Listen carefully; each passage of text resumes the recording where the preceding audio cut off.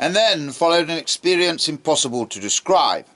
It was as if I had been blundering about since my birth with two huge and unimaginable machines of different shapes and without apparent connection, the world and the Christian tradition.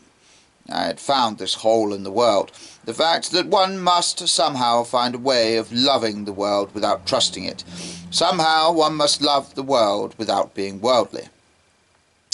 I found this projecting feature of Christian theology like a sort of hard spike, and the dogmatic insistence that God was personal and had made a world separate from himself.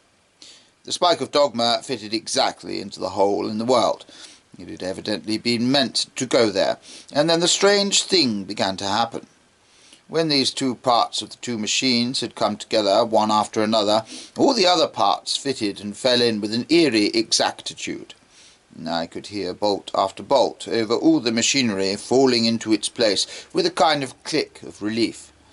Having got one part right, all the other parts were repeating that rectitude, as clock after clock strikes noon. Instinct after instinct was answered by doctrine after doctrine. Or, to vary the metaphor, I was like one who had advanced into a hostile country to take one high fortress. And when that fort had fallen, the whole country surrendered and turned solid behind me. The whole land was lit up, as it were, back to the first fields of my childhood. All those blind fancies of boyhood, which in the 4th chapter I have tried in vain to trace on the darkness, became suddenly transparent and sane.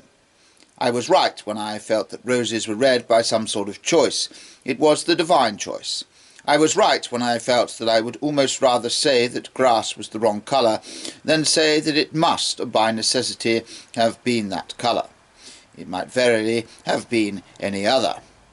My sense that happiness hung on the crazy thread of a condition did mean something when all was said. It meant the whole doctrine of the fall. Even those dim and shapeless monsters of notions which I have not been able to describe, much less defend, step quietly into their places, like colossal caryatids of creed.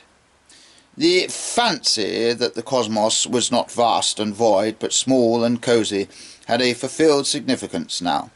For anything that is a work of art must be small in the sight of the artist. To God the stars might be only small and dear like diamonds.